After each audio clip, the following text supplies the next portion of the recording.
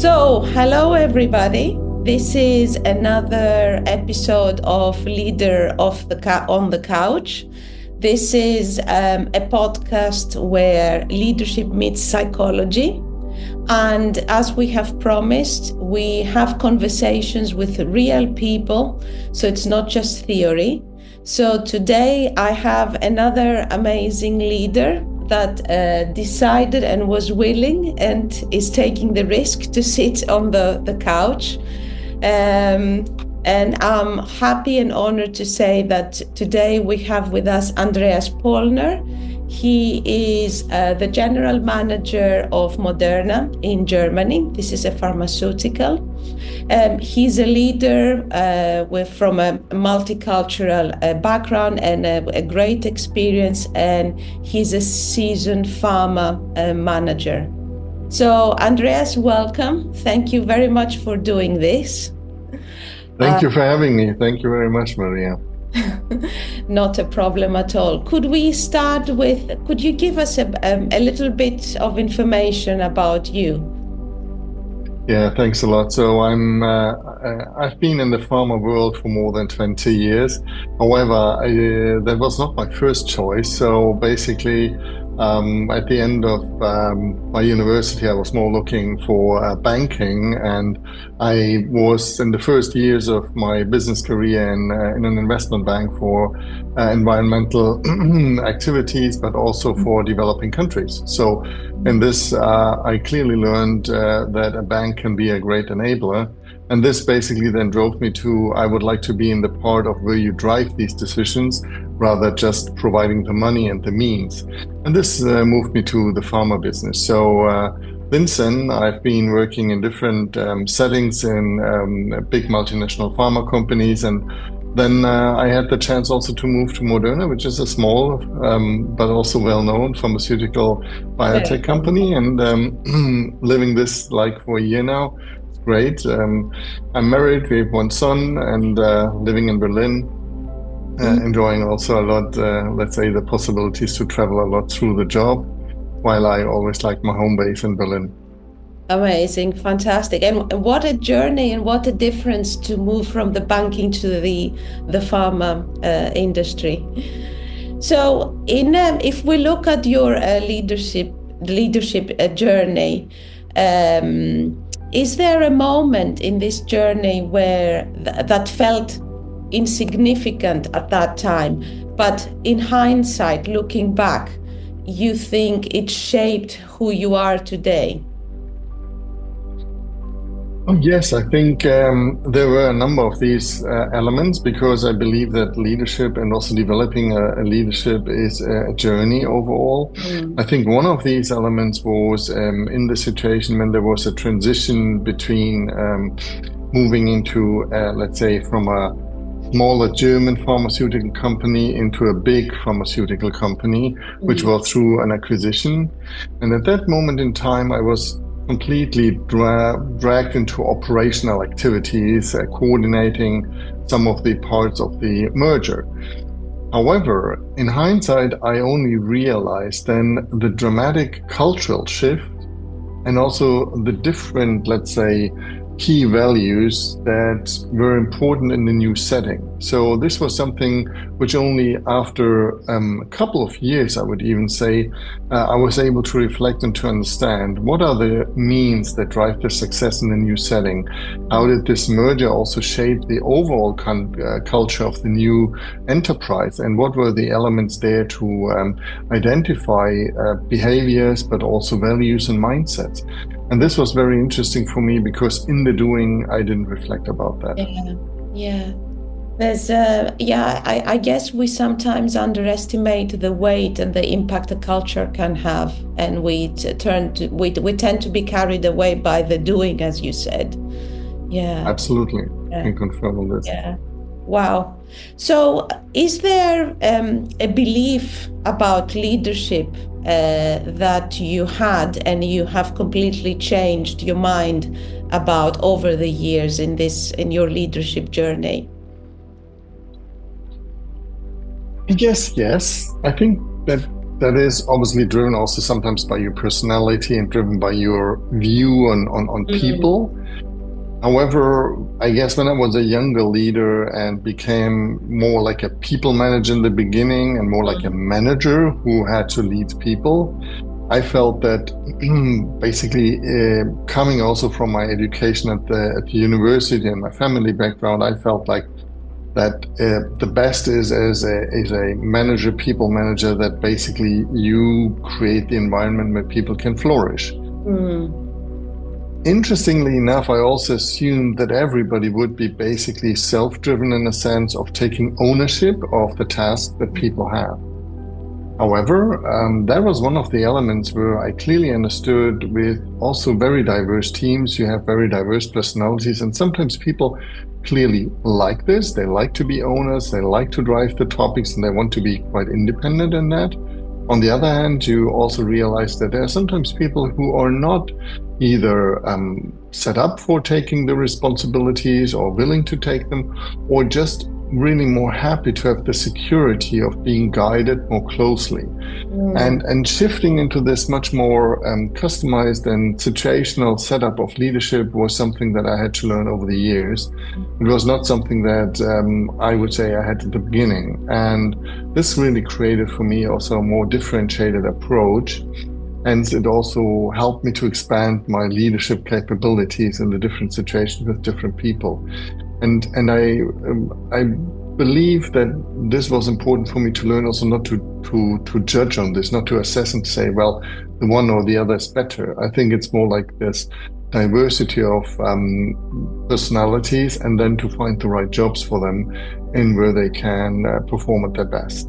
Yeah, absolutely. I think this is an amazing insight. When we start, we all think that everybody has the same drive, they all want to develop, and we soon find out that that's not the case. And yeah, it's I mean, it's also a question of like understanding capabilities and also understanding willingness. I guess also how people are selected. So what you see also is that in certain periods of an enterprise, different people are selected. So if you are for many years in an enterprise, you can see whether people are developing or not developing, and adapt to the changes. And this is something where, as a leader and a people manager, you need to be very driven by observation and also self-reflection and seeing what are the changes here. Yes, exactly. And we always say we should treat others the way we like to be treated. But actually, I think it's better we need to treat others the way they want to be treated, rather than assuming that's our way is the best way. Right, absolutely. And this is one of the elements I'm always reflecting with colleagues, peers, or friends. Is like, how is this? How is my own observation limited, and how can this also impact the way how I manage people, or how the way I manage also within the organization? And as I mentioned, I basically been now for 1 year in Moderna, so it's not that long, and I'm still basically learning a lot about the organization. However, this is an organization that is changing much faster than any of the organizations I've been before, and this calls for a much more, let's say, higher level of awareness of what is relevant for a leader in this setting. Wow, yeah. Thank you for that. Is there a challenge that you have faced in this journey of yours, and that you handled in a way that you even surprised yourself? So something new.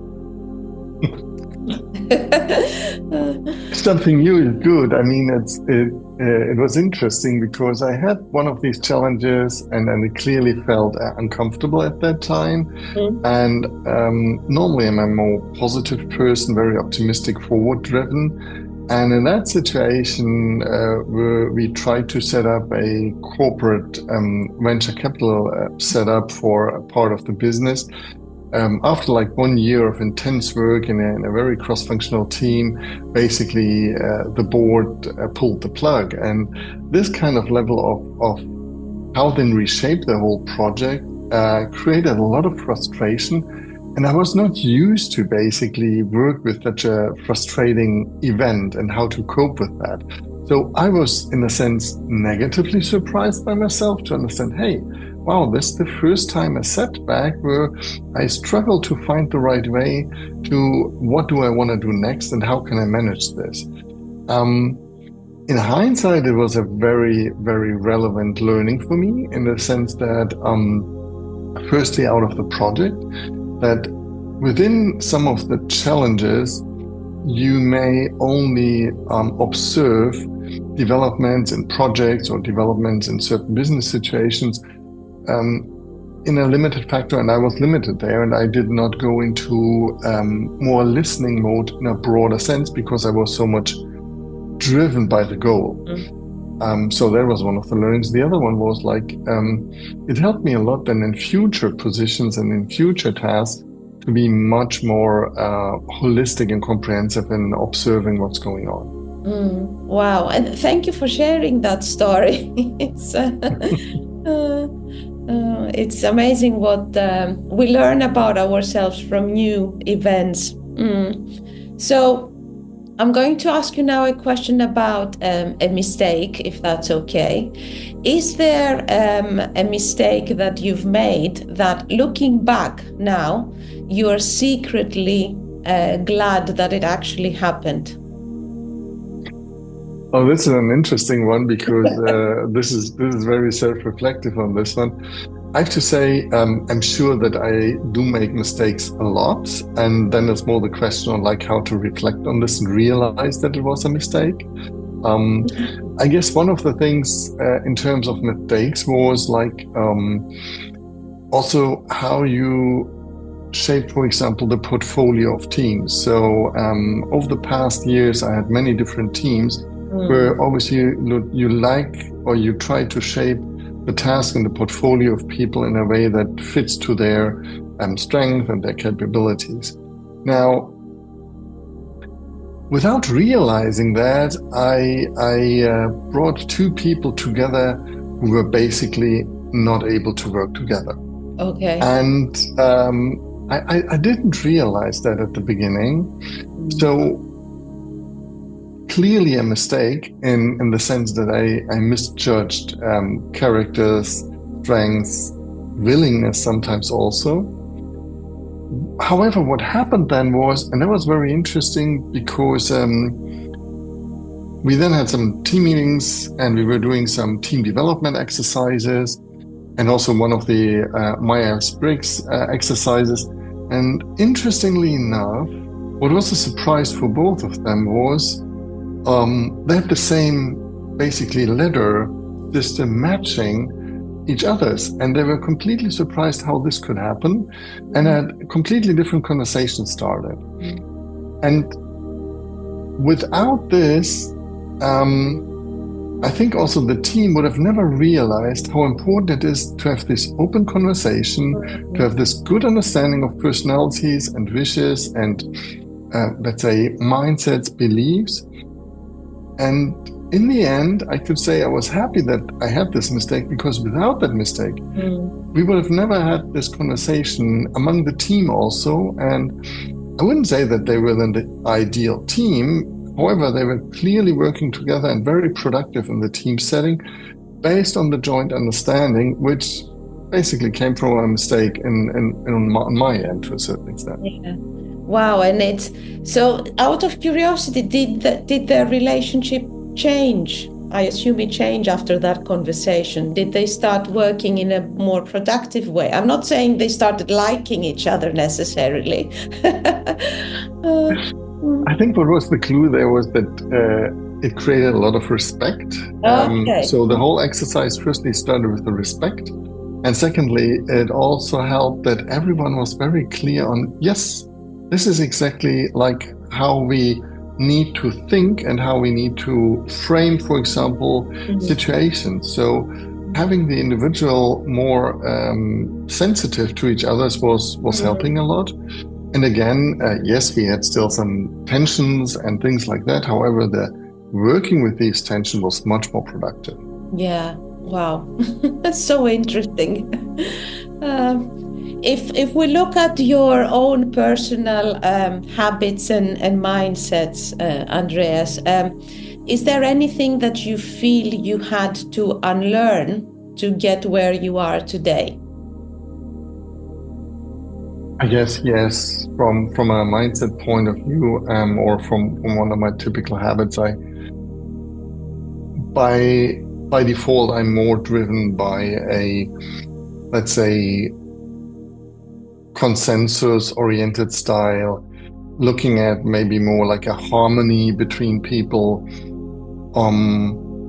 However, clearly I had to see that in certain settings and based on certain business situations, it's very important also to clearly stand for a certain opinion, or also to agree to disagree, and also to withstand the temptation to agree just for having this consensus. And I think there is also something that I've learned, and which I also see in the company now, as it is in more an American corporate culture. It is okay to say, well, I agree to disagree, nevertheless I commit.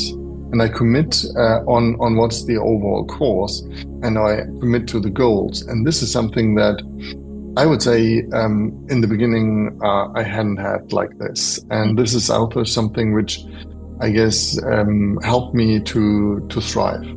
Yeah, yeah, and I guess it's difficult to.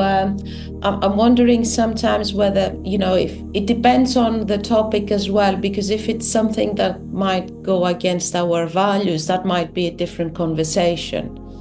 Right. Right. Yeah, I assume. I don't know. Yeah. Wow.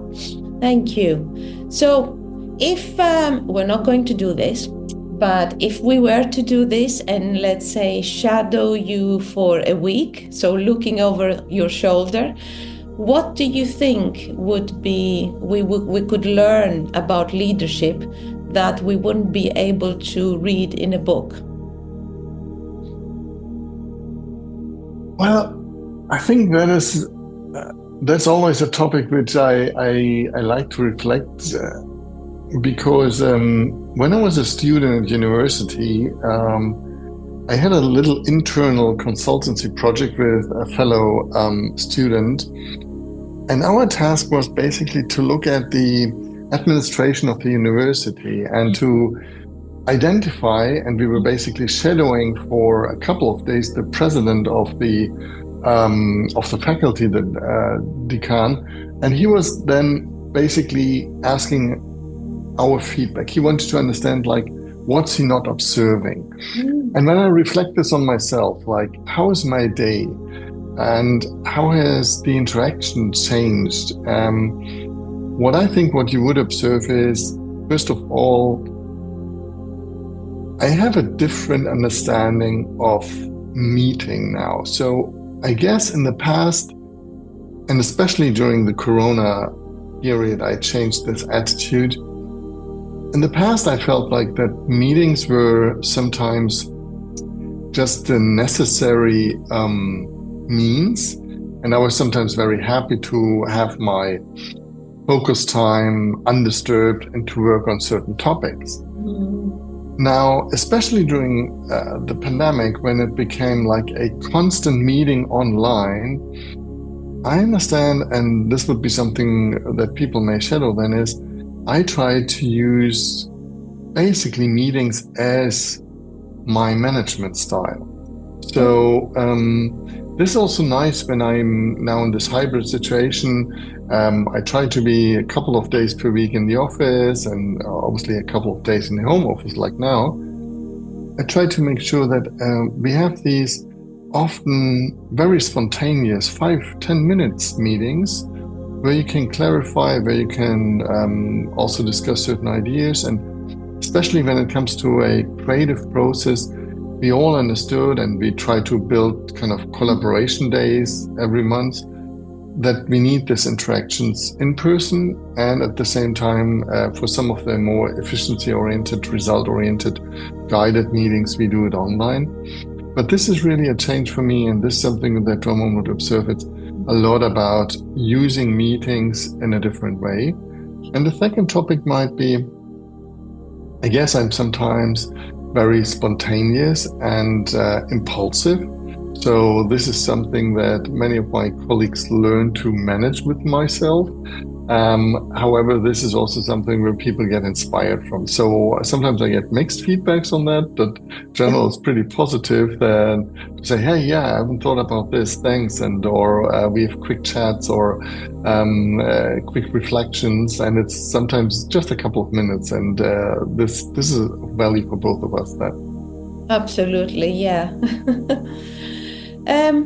So, and as we get to a close of today's episode, is there a piece of leadership advice you could share with us, like any pearls of wisdom?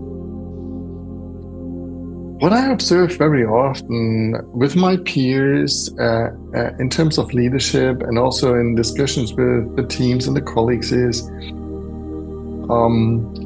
I guess, what is very positive if you are not driven by forcing on a certain goal and result.